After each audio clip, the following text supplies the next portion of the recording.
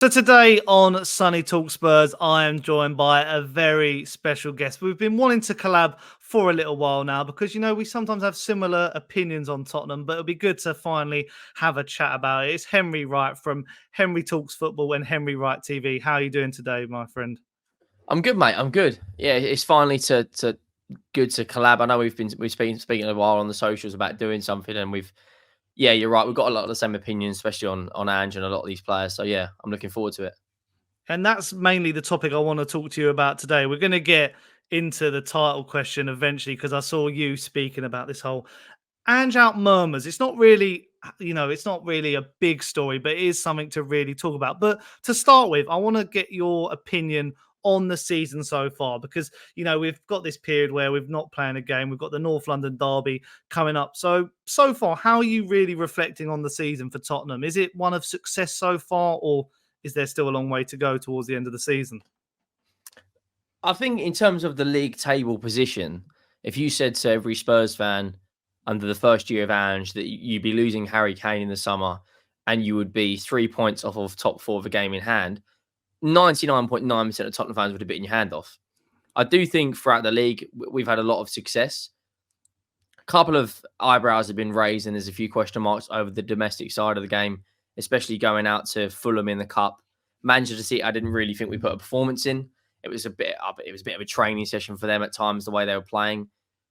But we're in our first year of Ange Postecoglou. We've seen what them lot down the road have done if you stick with a manager. They've had back-to-back title races now. And Ange has come out on a number of occasions and said he wants a title race next season. He wants this player, he wants that player. I think we've just, as the third season goes, it's been a relatively good season. Yes, we haven't got the trophy. Yes, we're crying out for it. But we've had some good results. We're 10 points off of City and I think 12 or 13 points off of top. Like, I don't really understand. What more could you want? We're battling for a Champions League position in our first year with new players, a new system, new scouts, new director of football, new manager. Everything's new, and yet we're still competing for a Champions League position. Yeah, it just confuses me because I seem to draw comparisons, like you said, to Arteta, Klopp's first season. Statistically, I think we're doing a bit better than them, even though Arsenal won an FA Cup. I think Klopp got to a Europa League final, Carabao Cup final, and lost both of them. But it is a bit confusing because when I think about it, and I did a video on it recently, how many people thought we were going to finish mid-table? Paul Merson, the likes of all these pundits thinking we were going to struggle without Harry Kane. I think people are forgetting we don't have Harry Kane in this side. If we did have Harry Kane in this side, I said boldly we could have been in a title race. You think of the chances that Timo Werner's had in recent weeks. If Harry Kane's at the back post, he's nodding them away week in, week out. But speaking about the running, then I teased it there. How are you feeling? Some really massive games: Arsenal, Chelsea, City, Liverpool, and then luckily Sheffield United and Burnley, who could be down by the time we play them. Yeah, I mean the next two are the big ones, aren't they? Arsenal. It depends. That Arsenal game, they could be going depleted out of a title race by then. Wolves away. I don't think they've got Cunha. They haven't got Neto and a couple of others. It's a weakened Wolves team. Arsenal will be a bit of a mental block. They've just been knocked out of the Champions League, but I think they get the job done. I probably think they win their next two.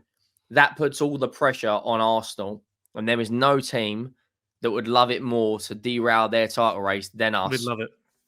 And then I look at the Chelsea game. I'm more worried, and this is going to sound weird, about the Chelsea game than I am the Arsenal game. No, I agree with that. Arsenal at home, like I know I went to the game last season and that was horrid, but I feel like it's just Chelsea away, and same with Anfield away. We just don't win there, do we? So No, I guess is that your the thinking? Chelsea game, the way Palmer's playing and the way they like to play, they're one of the best counter-attacking teams in the league. And there'll be space in behind for the likes of Palmer, and Jackson's on good form as well. I think Palmer got 4 and Jackson got, I think, a goal and 2 assists against Everton. Plus, they could potentially be in an FA Cup final by then, so that they'll be like on really good spirits. But that you could look on the other side, if Arsenal lose the next 2 games, and by then are maybe 3 or 4 points behind Man City and Liverpool, and then we play them, that could go right into our hands, as well as Chelsea could be out of the FA Cup. The one game as well is Liverpool away. I can't remember the last time we won there. I think it was the last time I think we've had some good results. I think we drew under, was it Ryan Mason 1-1? We drew under Poch when Wanyama scored that rocket. Other than that, I mean, you have to go back to the Eric Edmond days when he scored that absolute worldie. I don't remember Tottenham winning. I can't remember the last. I think it was 2011. The last time we won at Anfield. Plus, they're no longer in Europe and they're going to be focusing on the Premier League. So the running is tough. Then you got Man City as well. If I'm gonna be honest, I think fifth, where we are right now, is probably where we will finish. But then I've also got a thought in the back of my head. Aston Villa are through to the next round of the Conference League, and they're going to take their eye off the league. I don't know. Also, would you prefer Europa League over Champions League? Do you know what's really funny? That's my next question for you as well. It is that thing of, I've seen people say, like, the question was going to be, what would be success? Because when I'm looking at it, Champions League, yeah, it's all glory and the more money for Levy in his back pocket. But Europa League, I think we forget that. I feel like the Europa League is such a glorified tournament now. Like, we've won that tournament twice. Arsenal haven't won it. And now, and I was reading today, because of the format changes in the Champions League, teams aren't dropping in now. The third place team doesn't drop into the Europa League. So that gives you even more of an incentive to go and win the Europa League. To me, I said at the beginning of the season, my prediction was, and this was a bold Tottenham prediction, I thought we were going to finish sixth. And as long as we were playing better football and showing signs, I was happy. So I think fifth with Europa League, under a new manager, as you say, implementing this new style, to me, that's a successful season. Would that be the same for you? Would you reckon? Yeah, I think if we get in the Europa League with all the things that have gone wrong, if we still finish fifth, I mean, it would have been nice if fifth got the Champions League, but due to how poorly the English teams have done in Europe, other than Villa, I think if we get fifth, I think that's a good season. The only, I guess you could say, doubt I have in my mind is we've seen in certain games this season when it gets to the 70th, 80th minute, a lot of our players look drained because of how intense the system is. And I guess you could say that's because they're new to the system. But if we're playing Thursday, Sunday, or Tuesday, Saturday, Wednesday, Saturday, we're probably going to need a few more players in this team. And then it's going to be about rotating and managing that squad. But I think Europa League in the first season's a really good season, to be honest. That's the thing, because my dad is sometimes a negative Spurs fan, and he'll be like, "Oh, Thursday, Sunday, oh," but then he went, "Actually, I like the Europa League. You know, we could win it, all that sort of stuff." So I feel like it's got to be respected, and like some fans saying, "Let's just not finish in Europe at all." But there's got to be a progress at some point of, you know, we've got to play midweek football if we want to aspire to be a good team. And speaking on that whole top four race, Ange's comments about top four and the mentality shift that he wants at the club. How do you sort of take these comments? Because I see some people saying, "Oh, well, you know, he's writing up top four, he don't care." Or do you see it how I personally see it? And it's like, no, it's like the Arsene Wenger of top four isn't a trophy. Top four isn't the be all and end all. I'm thinking more long term. I want to be in title races. Do you agree with that side of the argument? Yeah, that's exactly what I see it. I mean, top four, no manager comes to the Premier League to get top four. It's all about winning the FA Cup, winning the league title, competing in the Champions League. We are and have been starved of success in terms of an actual trophy for so long now. It's like a lion chasing a gazelle that never actually gets there. And we're going round in circles. I like that. Now, it seems like we've actually got a plan. We've got new scouts. We've got Scott Money, who's potentially going to take us into multi-club ownership. You've got, you know, Langer, who's got a very good talent ID when it comes to attracting talent. But Ange Postecoglou, you look at his CV, the same as you looked at Jose's CV with Conte's CV. It just feels different now that majority of the fans, as well as Levy and everyone else, is all singing from the same hymn sheet. Now we just need to get in the Europa League, get a few players in, and then just take these competitions seriously. Like, if we finish fifth, my main focus next season would be get as close to that top four as we can, but do everything possible to win that Europa League. Because, yes, the competition's improved recently, but if you look at the last four teams in the competition this season, you've got Benfica. Let's be honest, Tottenham could easily beat them on their day, right? You've got Bayer Leverkusen, who are just a one-off. I mean, 42 games unbeaten. It's unbelievable. But then you've got Atalanta, who are currently, 6th or 7th in Italy. And then the other team is, I can't remember the other team is. Is it Olympiacos? Is it them? Or no, that's the Conference League. It's the Conference. I'm getting them all confused now. It's Roma.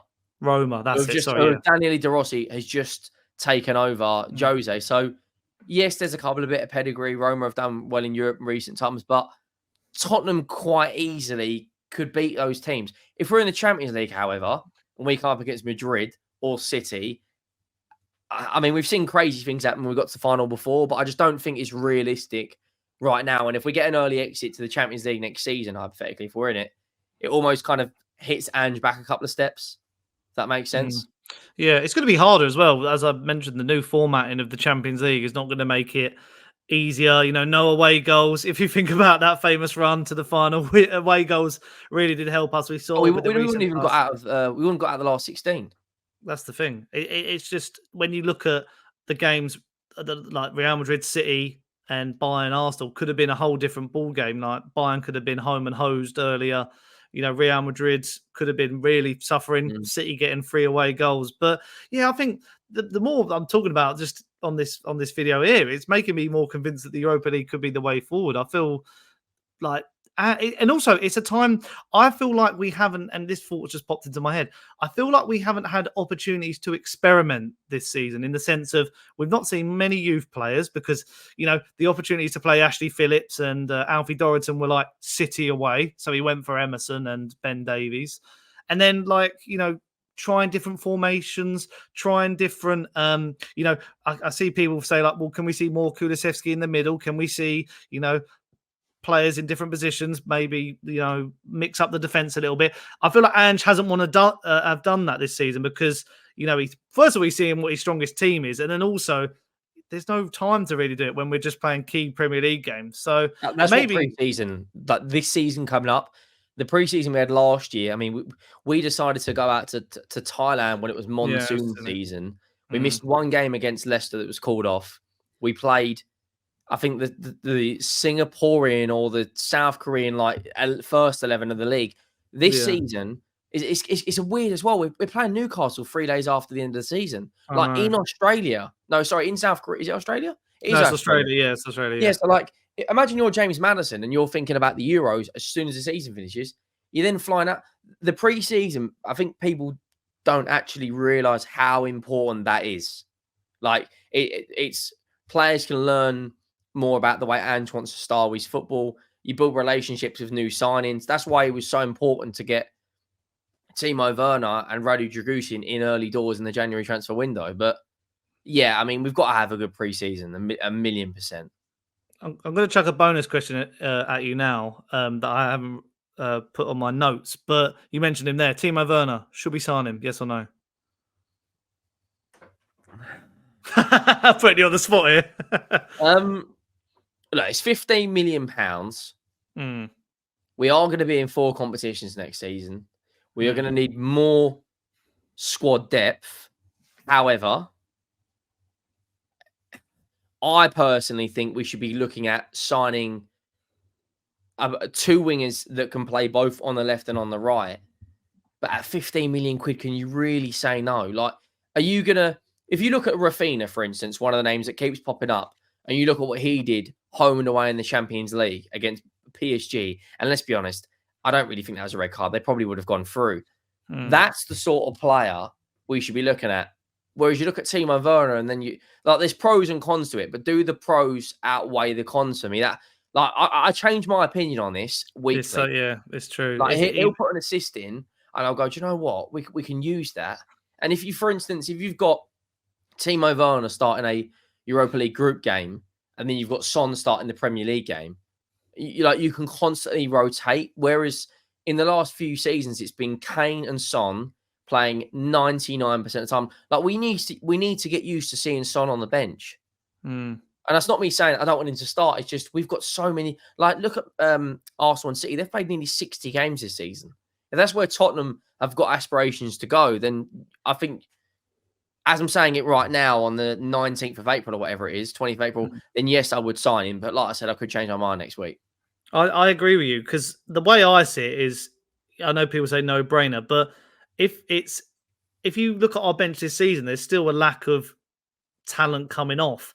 And I fancy if Timo Werner was there instead of Brian Hill, who will get moved on, definitely, I fancy Timo Werner at 70th minute plus We're chasing a game, need a bit of pace, need a bit of energy. He's going to cause. Behind. Yeah, he's gonna call something, and I feel like lately he has been a bit misused by Ange. I feel like in certain games like West Ham, we didn't need a pacey winger. We needed someone a bit more technical because West Ham were just going to sit back. But I think for 15 million, there's a bench option who improves the squad because that's how I see Tottenham at the moment. Starting 11, pretty much nearly there.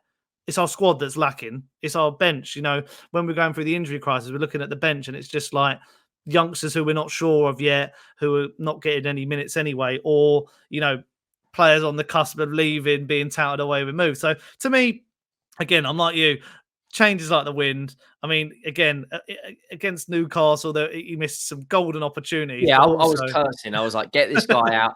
And then I'm like, well, he's only signed in January. He's done well. I was like, apparently his stats are good. Like everyone's saying, his stats are good. Like he's actually performing more than any wingers. With Johnson. I was like, why have we spent? Like, I was annoyed because we went to Nottingham Forest, spent nearly 50 million quid, and didn't come back with Morgan Gibbs White. I was like, for me, him in that 10 role while Madison's while he was injured last year or earlier this year, that would have been for me like he would have fit like a glove. But I look at Johnson's numbers and I think, okay, well they're not horrendous. Like they're relatively good. Good, I think they're good. Yeah, but. Are the numbers good for Johnson or are they good for the 50? When you look at the £50 million price tag with the add-ons, should you expect more? That's where I'm kind of a bit on the fence thinking, but hang on, it's his first season. Jack Grealish did awful in his first season. So I think you have got to give these players a little bit of time. Like this is a first year under a new manager. Like as fantastic as Pep is in his first season, Man City finished third, which is the lowest finish I think he's had in his career. That's the thing. And like Johnson's young, he could be molded into a good player. I think he's actually played more minutes than I thought. I thought he was just going to come into the side gradually, but because of COYS' form and, Son going off to the Asian Cup and the injuries as well, it's probably, spurred on his move, to pardon the pun, to like play more games. But now to the topic of the title of the video. And this is a bit based off a recent video that you did about murmurs of some fans. Now, it's probably a minority. Some Ange Out murmurs, some plan B. Where's his plan B? Questioning his tactics. Some people saying, well, why wasn't Conte back? All that sort of discussions coming back up once again. So, first of all, what are your thoughts on just in general, like those sort of opinions, like Ange Out? Like, is that even valid at this point? It is creeping in though. I looked on the socials the other day. That's why I made that video, and I was like, okay, it's actually starting to get traction now. A lot of people are. What people are like, if I'm trying to play devil's advocate here, before I give my opinion, I guess people are just annoyed at how many goals we're conceding, and if you look at the lack of clean sheets, that is a little bit alarming. But then I think, hang on, Klopp's first year he finished 8th. Arteta's first year he finished 8th. Guardiola is arguably the greatest manager the world has ever seen. He finished 3rd. Right, the Premier League, we've seen Conte finish around mid-table. We've seen Jose finish around mid-table. And just come in, never managed in this league before. And at one point, up until the 11th game, they were talking about Tottenham winning a Premier League title. So, yes, we've gone a little bit backwards since then, but we're in and around where we had some of our best Premier League finishes in his first year, with losing a 30-goal season player in Harry Kane, who's probably the greatest striker other than Greaves we've had at this football club. Arguably one of the greatest strikers. Well, if not arguably, he probably is top 5 strikers the Premier League's ever seen. Son's getting older. We've had the Asian Cup. We've lost Sarr and Bissouma for multiple weeks. We've had injuries to Maddison, Van der Ven. And I know injuries happens at every team. But like, if we're like this, still conceding this amount of goals, conceding 70 goals a season in like year 4, then yeah, I can understand it. But Arteta finished 8th and then 8th in the second year, albeit he won an FA Cup. I'm just like, this is madness. And that helped him, didn't it? The FA Cup helped him, if anything, because people were like, well, this is giving him a bit more time. Yeah, it gave him, that's exactly it, time. But I look at it and just think, hang on, where I think, if I'm being harsh, I actually think we're overachieving. I thought we'd be 6th, 7th. I didn't think we'd be battling it out for a Champions League position. Like when you look at how intense that system is, I still don't think a lot of those players are actually the best fit for it. Like, I look at the DM position, we're crying out for a DM. I still think we need another fullback who can play both from left and right. That's a topic for another day. But yeah, I think it's madness to want him out after not even a year in the job. And he hasn't even, how many players have we permanently signed? What's that I mean, about? Timo Werner's been alone. Yeah. I We've mean, had other players that have been alone, or other players that are coming back, being sent out on loan. There's a lot of dead wood we've still got to get rid of. Like, yeah, I think it's madness. I think it's crazy. that's the thing, because I've seen comments like, if this happens again next season, then I'll be Ange out, like all that sort of discussion. But then the things that to take into consideration from speaking to Celtic fans, Brisbane Roar fans, Melbourne Victory fans, even Australian national team, Ange famously starts slow at a club anyway. But he started at a canter. You know, the first 10 games were a marvel.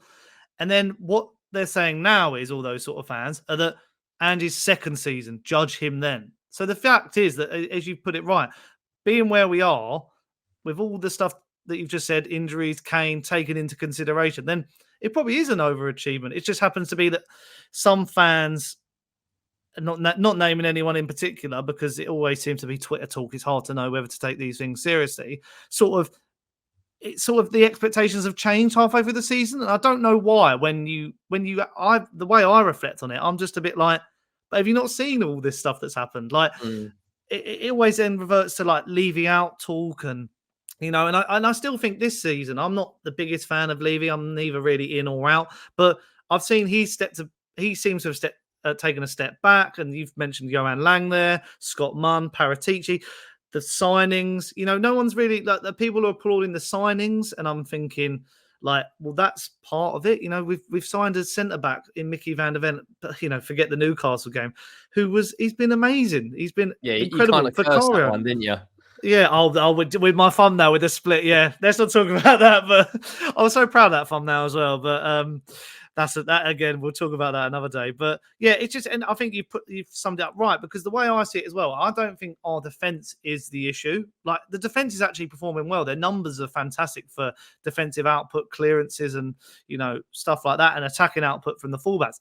It's the midfield I see the issue, because lately you've seen Maddison drop all the way back, where at the beginning of the season he was operating in and around the opposition box. You had a player like Sarr who was box to box, but sometimes Bentancur has been up further than Maddison has. And then you've got Basuma, who, I mean, I don't know what to say about him lately. I'm gutted his form's dropped. I'm hoping he can come back. But then you think about that the ideal six for Ange, who's available in that position? Is it a Palhinha? Do you know Basuma? Right, go on. This might go down as an unpopular opinion with some people.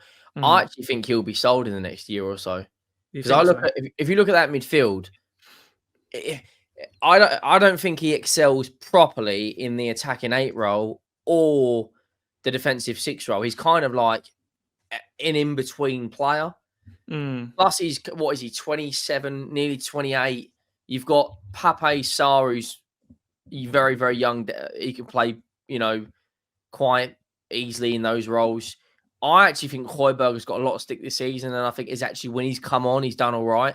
Yeah, who knows if he's going to be sold now? I feel like in the Forest game, he changed it, didn't he? It wouldn't surprise me if we put an extra year extension on his contract just to give us a little bit of security. Then you've got players like Giovanni Lo Celso, who I think you just said right there, how deep Maddison's dropping. I don't think he's been himself. I think Lo Celso needs a game. Then you've also got Bentancur, right? Skip. I think we'll keep Skip purely because he's homegrown.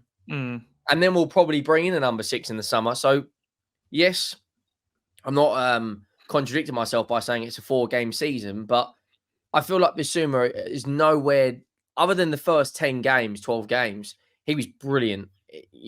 Collectively, so was the rest of the team. But I don't know. He looks like is he carrying an injury? I remember the Nottingham Forest away game. I went up there. It was absolutely brilliant. Right, stadium was rocking. They're singing Champions of Europe to us. We're singing You Weren't Even Born and all that sort of stuff. And it was a good game. But Basuma was like the standout player who looked off of it, like completely. Then he got sent off again. And then he went to AFCON. And it's kind of like we haven't really seen him properly since the first 10 games have a consistently good performances, It's just confusing. It's hard because you can argue these points like most Spurs YouTubers or fans till the cows come home, but there's question marks over so much that you can't really answer them. And same with that midfield spot. Like, do we? As I said, I mentioned his name there briefly, Palhinha. But then is he just a bit of a mercenary tackle, give and go? He's not the passer that Ange sees. But then the thing is with that midfield as well. You named all the players there, and you think of that roster. Sound American, but they're great players. But at the moment, we don't know what the perfect Combination is. the perfect combination is. It's really questionable because at the beginning of the season, you would have probably said Bentancur, Basuma, Maddison. Now you're thinking Sar's burst onto the scene, but then lately he's been a bit lacking. So yeah, I feel like a lot of the players have dropped off since the first 10 games, but a lot of them you can see going back to that form, whereas Basuma just seems to be, I don't know, because I think it's interesting you say about that 8 and middle role, because at Brighton, I just remember him being this midfielder where he was just so good at breaking up the play and just finding forward passes, and we just haven't seen that from him recently. But now, Henry, to wrap up, there's the big question, the big one that is going to be, what do Spurs, and this can be however much you think, what do they need next year to challenge with the very best, the likes of Liverpool, Arsenal, City, and to really push on to a next level? That's not me saying to win a title or anything, but how do we get more, probably consistent for the top 4 or getting it close to them? Like, what do we need? One thing, a couple of things? Over the next, I would say 3 transfer windows, we need, in my opinion, 2 forwards, whether that's a striker and a winger, 2 wingers. We need more output because we have wasted quite a few chances this season where Johnson was just settling in. Timo Werner hasn't been fully fit. Son coming back from the Asian Cup. We look like I don't want to say fatigued because we haven't played a huge amount of games, but we have wasted quite a few chances this season. I also think that the number 1 most important position is getting that defensive midfielder. You said Palhinha. I mean, he's an absolute animal. But he's in the kind of what I would call the anchor role. He would just sit there and sweep up. He's like Ollie Skip, but 10 times better technically and as a player. But I don't think that's an Ange sort of player. I would look at someone like Zubimendi from Sociedad, who can play that role and play in central midfield. So that's 2 forward central midfielder. We need a fullback, in my opinion, who can play both right back and left back. Someone like what Arsenal brought in Timber, because we've seen this season where, I think Udogie and Porro combined have missed 7 Premier League games. When you add on an extra 10, 15 Europa League games next season, I would like to have the depth there. Centre-backs with Dragusin, Romero, Van der Ven, Phillips, maybe Rodin comes back, who knows? I think we're all right there. I mean, if you wanted to... Vuskovic as well, coming in a year or so's time. Yeah, so I'm right with the centre-backs, but for me, it's firepower up front, 2 forwards, a number 6, a fullback, and a midfielder who can score. So 5 players, and I don't mean bringing in like 15, 20 million pound. Like if you want to compete with City, Arsenal, and Liverpool, you've got to be spending 500-600 million quid to get where they are because all 3 of those teams have done it. So I think you probably need to spend 500 million quid over the next 3 windows, which is about 140 odd million quid a window, which is roughly what we've done already. Yeah, I think that's pretty true. I mean, do you know what you said when you said versatile fullback there? A name that came into my head whose contract's coming up is Kene Tete at Fulham. I mean, he's 28, but I'll take Robertson as well. Maybe for a stopgap. But yeah, Robinson would be the perfect. I can just see him because that's the problem with the fullbacks. They're so good, but when we see Porro go down injured like he did in the last game, it does make you worried. And Emerson Royale is just. He's just not that guy, is he? He can't, at the beginning of the season, I called him Tottenham Swiss Army knife, but I feel like the blade's blunt now. But the only 2 things, actually, I said that was my last question, but I realised there was one thing I didn't mention, but also something that popped into my head. I was talking to Patrick Van Straten in a video recently on Zach Jalab's YouTube channel, and he said that something about our team that I've noticed, and you say it there with the attackers, is their press has been lacking. And you think Ange's forwards are known for boxing in the opposition's defence. And I don't think we've seen that a lot recently from our attackers. I can't recall Son, Johnson or Werner or whoever really chasing defences down. We've sort of then they get the pass off and it bypasses our midfield. So I thought that was quite an interesting point. And then the thing that we haven't mentioned, and I was surprised after nearly about half an hour of talking, is set pieces. What are you Oh, making of them at the moment? Not good at attacking them, not good at defending them. Do we need it just makes Gianni me think, Vio back? it makes me think, what are we actually doing in training? Yeah, Because so true. if you go up against an Everton side or you go up against the Burnley, you know they're going to be good in the air. You just know Sean Dyche, Brexit FC, Tarkowski, Calvert-Lewin, you know the way they operate. I look at us and think, what are we actually doing? Manchester City, Guardiola figured it out after the very first corner from Vicario's positioning that he was vulnerable. He's a fantastic keeper. We all know that. But the one thing he lacks at the moment is coming and claiming crosses. Guardiola figured that out. As soon as he figured that out, it just started a domino effect. And I think when you look how vulnerable we look from set pieces, I mean, we conceded one against Newcastle. That for me, I don't know who our defensive and attacking coaches. I think Ryan Mason's one of them. Or whatever, I think so. Yeah. We've got to. This is why I've been calling to get Dragusin in the team, because we don't have if you look through 1 to 11, we don't really have anyone that you could look at could win a header consistently. But however, you've got Dragusin on the bench. So I think he needs to be implemented and put in there. But you are right; it is concerning that how vulnerable we look from set pieces. But even when it comes to everyone keeps talking about defensively, attacking wise, we don't seem to get over the first man. We got James Maddison in, and we thought free kicks and corners fantastic. Pedro Porro, I remember against Man United. I mean, they're awful at them, like us defending them, but he was putting them on a sixpence, and we scored from one, we hit the bar from another. But since then, it just seems to be like we, as I say, can't get over the first man. So just can you remember the last time we scored from a set piece? Was it Man United? Was that the one? Was it Man United away? We scored against them. I swear. I'm trying to think who scored in that game. When was that? That was January. Yeah, that must have been January. Yeah. So even that's concerning. We've only had one penalty all season, so we just don't. We're not good at set pieces. That was the first game of the season. Well, yeah.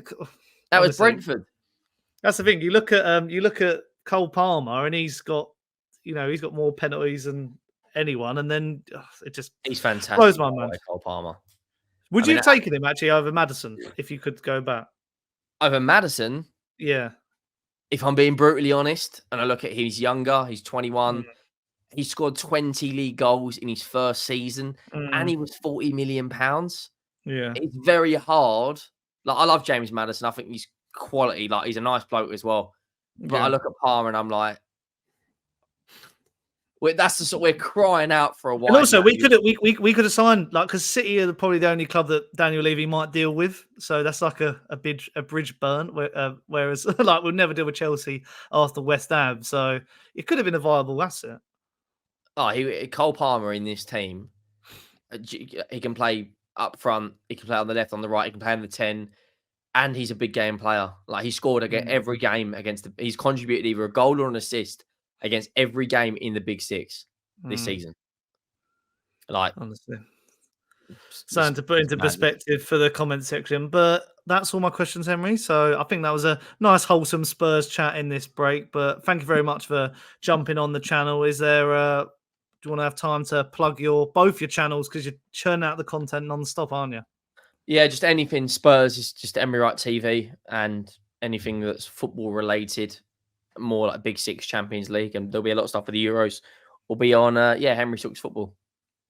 Nice. I mean, I think I took a leaf out of your book and did an Arsenal reaction video the other night just to wind up the Gooner fans, because we don't play midweek football at the moment, so I've got to do some bit of content. But yeah, cheers again, Henry. Obviously, if you are new to the channel and you're just discovering, I think we're going to be doing a video on Henry's channel as well, so go over there and check that one out. But leave a like, subscribe, hit the notification bell, link in the description down below to become a member of Sonny Talk Spurs as well. And until the next video, I'll see you soon.